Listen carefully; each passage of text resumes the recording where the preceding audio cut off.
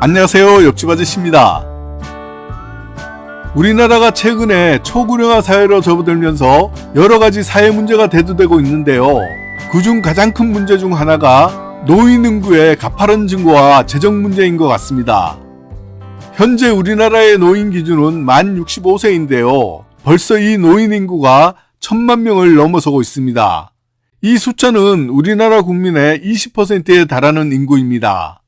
특히 베이머 부머 세대가 노인이 본격적으로 되는 시기인 지금부터가 문제인데요. 현재 기초임금을 받는 노인만 해도 700만 명가량 됩니다. 이 인구는 점점 더 가파르게 증가될 예정인데요. 각종 정책에도 불구하고 출생률은 제자리 걸음이거나 더 떨어지는 것이 문제인 것 같습니다. 그래서 최근 노인 문제와 관련한 이슈가 되고 있는 노인 연령 상향과 기초임금 지급에 관한 각종 보고서가 계속 나오고 있는데요. 얼마 전에는 이 노인 연령을 70세에서 75세로 높이는 문제가 제기되었고요. 며칠 전에는 KDI에서 현행 65세 중 70% 어르신 분들에게 드리는 기초임금을 37%까지로 줄이자는 보고서가 제출되었다고 합니다. 그래서 오늘은 이 내용 두 가지에 대해서 자세히 알아보겠습니다. 오늘 영상도 끝까지 보시면 더 많은 도움이 되니까요. 끝까지 보셔서 많은 도움이 되기를 바라고요. 좋아요 꾹 한번 눌러주시는 것 잊지 마세요. 자, 바로 시작하겠습니다. 현재 우리나라의 노인 빈곤율은 OECD 국가 중에서도 가장 높은 수준입니다. OECD 평균이 14.8%인데요. 우리나라가 43%가량 되므로 무척 높은 편입니다. 이 노인 빈곤 문제는 젊었을 때 좋은 직장, 돈 잘 벌었던 것과는 별개로 노후에 빈곤해지는 경향이 많으므로 우리가 이런 것에 관심을 많이 가져야 하는 이유입니다. 특히 앞으로 은퇴가 가까워지는 분들은 좀 더 많은 관심을 가지셔야 합니다. 마지막 부분에서 저의 친한 선배님 예를 현실적인 얘기로 준비해 두었으니까요. 꼭 한번 들어보시기 바랍니다. 최근의 보도 자료에 의하면 앞으로 법정 노인 기준을 70세로 상향해야 한다는 논의 및 보도가 있었습니다.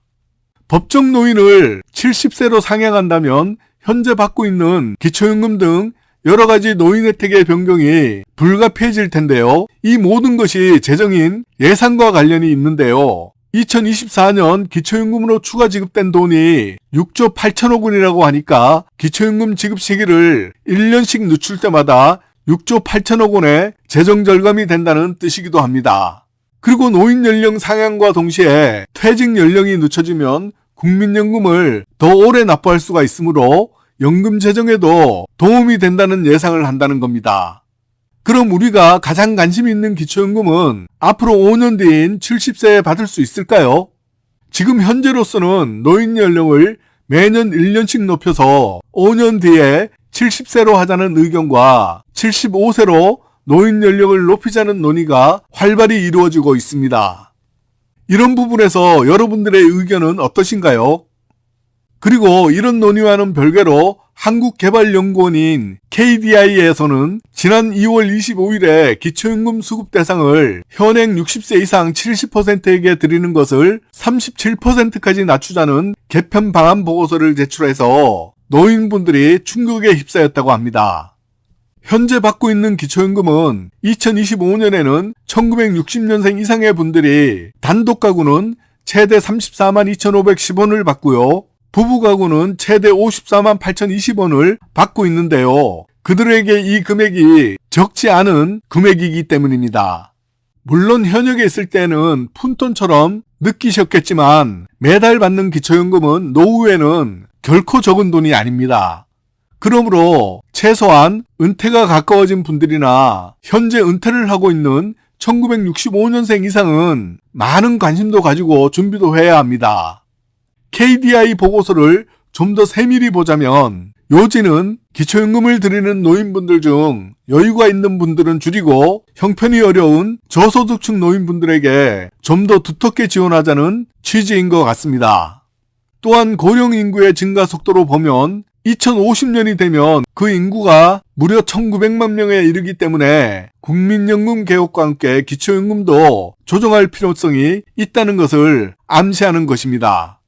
현재 기초연금으로 소요되는 예산은 27조 원에 이르고 있고요. 기초연금을 받으시는 분들은 700만 명에 이르고 있습니다.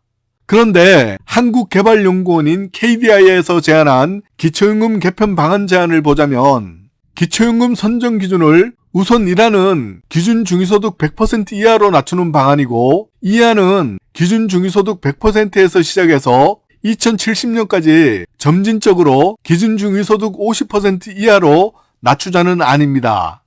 만약 현행보다 기준 중위소득 100%로 낮추면 1안인 현행 70%에서 2070년에는 57%로 줄어들고 매년 예산이 4조 2,500억 원이 절감되는 효과가 있습니다. 2안은 현행 70%에서 2070년에는 37%로 대폭 줄어들고 매년 9조 5,600억 원이 절감되는 효과가 발생한다는 주장입니다. 이 내용은 이렇게 수급 대상자를 줄이는 대신 받는 분들에게는 좀 더 두텁게 지원하자는 제안인 것입니다. 결론적으로는 이렇게 노인 빈곤층을 좀 더 많이 지원하면 노인 빈곤이 지금보다 완화될 것이라는 주장입니다. 이렇게 기초연금을 개편하면 기초연금 수급 대상은 줄어들지만 추가 재정 지출 없이 1안으로는 2026년에는 1인당 38만 7천 원으로 인상된 금액 지급이 가능하고요. 2안으로는 44만 7천 원까지 지급이 가능하다는 결론입니다. 다만 이 제안이 시행되더라도 모든 것은 갑자기 진행되는 것이 아니고 점차적으로 진행될 것 같으니까요. 현재 기초연금을 받으시는 분들은 나이가 좀 더 들었을 때를 대비해서 이 기초연금의 변화를 항상 생각해 두셔야 합니다. 현재 50세 이상 60세를 막 넘어서시는 분들은 국민연금을 비롯해서 사적연금 등 노후 준비에 좀 더 신경을 쓰실 필요가 있겠습니다. 저도 그랬지만 아무리 얘기해도 50대에는 이런 부분을 신경을 잘 안 쓰는데요. 늦게 준비하면 늦은 만큼 노후에 고생을 더 많이 합니다. 저의 절친 선배님 예를 하나만 들고 마치겠습니다. 그 형님이 65세 이후에 고생하리라고는 한 번도 생각한 적이 없었습니다. 연봉이 1억 5천 이상이었고요. 대기업 임원 출신이었는데요. 퇴직과 동시에 각종 공과금, 자녀 결혼, 아파트 대출금, 그리고 경조사비, 이자 납입 등으로 현재는 자동차도 없애고 집값 하락으로 현재 집을 팔아도 남는 것도 없다고 하소연하시고요. 얼마 전에는 일용직이라도 일해봐야겠다고 하면서 마음고생을 많이 하고 계셨습니다. 이런 일들이 퇴직 후 5년 만에 나타난 결과입니다.